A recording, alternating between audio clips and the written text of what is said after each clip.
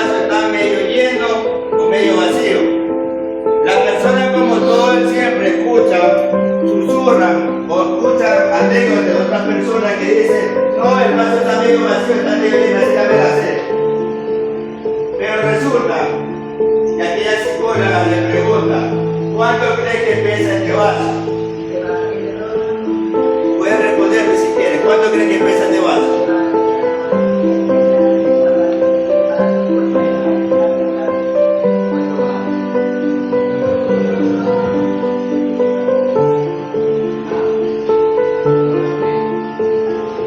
Muchos podrán decir 200 gramos, 300 gramos, 250 gramos. Pero el peso no es el peso absoluto. Vamos a la capacidad y a la manera en que yo lo sostengo. Si yo sostengo este vaso por un minuto, aquel vaso no va a sentir estabilidad en mi mano durante un minuto. Si yo lo sostengo de esta manera durante una hora, ¿qué va a pasar? Mi brazo me va a comenzar a doler.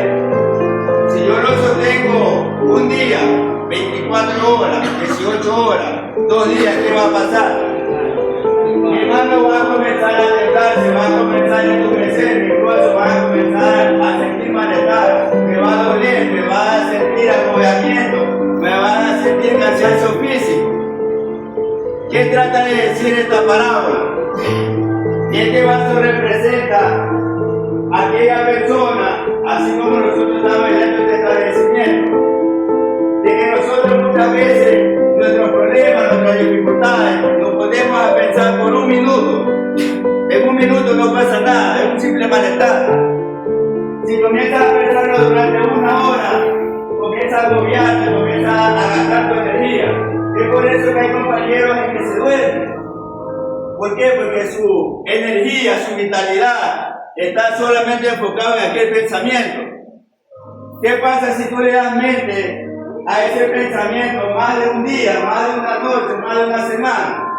Te vas a cansar y tu enfoque va a estar siempre pensando en aquel pensamiento, en aquella idea en que tú estás enfocado en la calle. Muchas veces estás enfocado en una esposa, en tu madre. Cuando hoy en día tu pensamiento tiene que ser pensar en nosotros. Tenemos que pensar siempre por nosotros. Perfecto. Cuando uno comienza a edificar una base más allá de nosotros mismos, te lo digo así, que no hay barrera que nos pueda interponer, no hay barrera que pueda decir tú no puedes. Entonces, es momento en que yo digo, viene la palabra en que yo tengo que soltar el vaso. Y que yo tengo que soltar el vaso y poder descansar.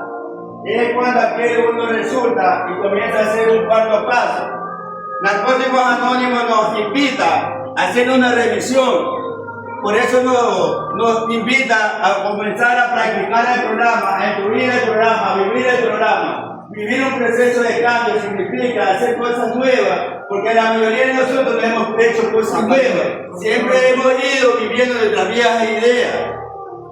Quiere decir que cuando llego a un cuarto paso, agarrado con un 10º paso, comienzo a conocer todas las anomalías y contradicciones de mi vida.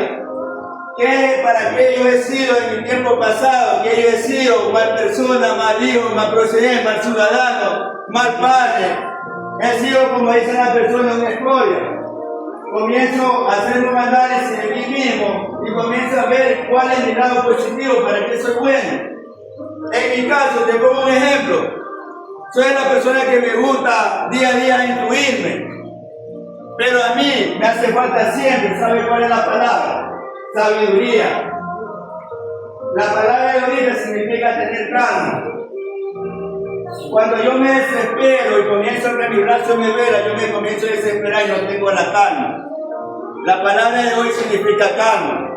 Cuando yo comienzo a obtener calma, comienzo a tener dirección en mi vida. La palabra calma, ¿qué significa? La palabra calma es un sentimiento, es una emoción que trae paz, trae tranquilidad. Es por eso que nosotros nos invita a hacer la oración de la serenidad. Cuando nosotros comenzamos a practicar la calma, nosotros tenemos nuevos sentimientos, nuevas ideas positivas. Cuando comenzamos a tener calma, nosotros nos serenamos y comenzamos empezamos a pensar, ¿por qué la reflexión de esta semana significa sabiduría y calma? ¿Por qué? Porque como vimos esta semana tuvimos algunos inconvenientes con algunos compañeros.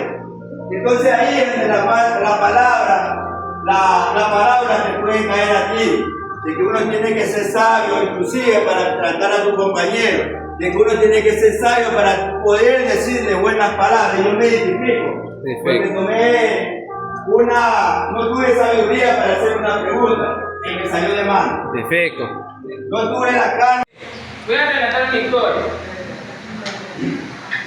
en la cual lo vamos a hacer como que un poco para que sea más recreativa, o más imperativa, o más dinámica, con qué sé yo, con una mímica, algo como que actuar. Relata esta historia, préstame atención que quiero que captes el mensaje que te quiero dar a entender.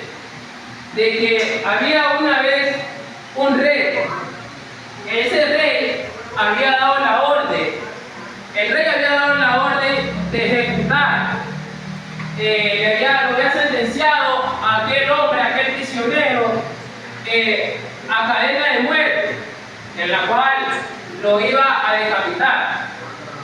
Pasa y acontece de que este rey da esa orden. Y tú sabes que una persona que cuando es un rey tiene una voz de autoridad, una voz intangible, de que no se retracta en sus palabras.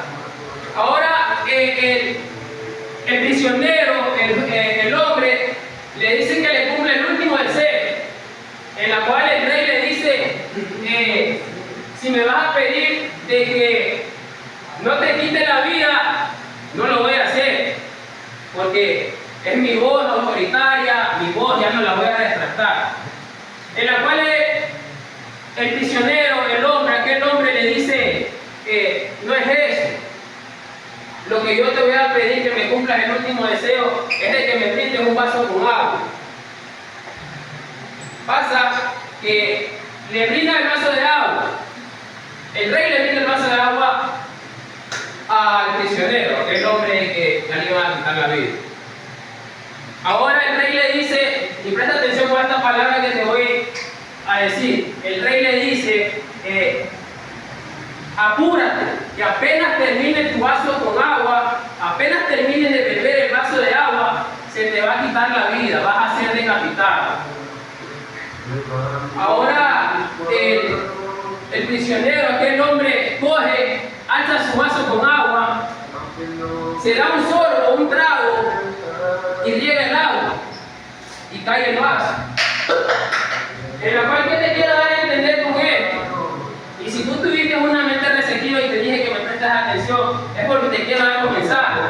De que aquel prisionero, aquel hombre, no actuó con ese impulso o con esa soberbia como muchas veces nosotros actuamos, sino que actuó de una manera pasiva, calmada, y analizó lo que le dijo el rey. Porque el rey le dijo, si te tomas el agua, ya vas a ser decapitado, vas a morir. Pero el hombre, el prisionero, dijo, si me tomo todo el agua me va a decapitar, me va a matar. Por eso él cogió, se alzó un vasito, un sorbo, un peco, como nosotros decimos, de agua, y botó. Porque si él se lo hubiese tomado todo, ¿qué hubiese pasado? Lo mataba. Ahora viene aquel mensaje de que él actuó con sabiduría. Él no actuó de una manera, pues, le repito, impulsiva, de que se alocó en pocas palabras, por decirlo así, se alocó y de que mandó el vaso de agua y porque sabía que iba a morir. ¿Me entiendes? Él actuó con una sabiduría. La palabra de hoy en día es sabiduría. Porque ser sabio es una persona de que piensa antes de hacer las cosas. Ser sabio es una persona de que se tranquiliza, de que ordena su mente y de que está calmada, de que tiene tranquilidad, de que no actúa por impulso, porque muchas veces actuamos por impulso, de que nos dicen algo y saltamos de una defensiva, o saltamos y nos ponemos controversia de tú a tú, ¿me entiendes? O sea, aquí viene el tema que te quiero sabiduría. O sea, tener ese poquito, esa paciencia, esa calma y no actuar por impulso. Y mira la historia de que aquel rey le perdonó la vida solo por él ser sabio, por ser una persona de que pensó, se tranquilizó y no se tomó todo el agua. Obviamente la botó. La botó en pocas palabras, solamente se tragó un solo. O sea, ¿qué te quiero entender con esto? Que muchas veces es muy importante mantener la calma, la paciencia, estar, ordenar tus pensamientos, estar tranquilo y no ponerte a la defensiva, ¿me entiendes? Escuchar también es sinónimo, también viene agarrado de aquello que se llama la sabiduría.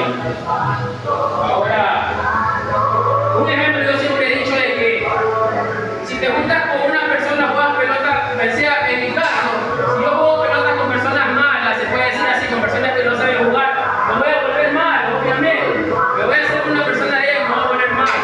Pero si algún día tú te juntas con personas sabias, de que tienen un conocimiento más allá que el tuyo, de que tienen un poquito más de discernimiento, o sea, tú vas a ser una de esas personas y vas a querer aprender, vas a ser una persona sabia.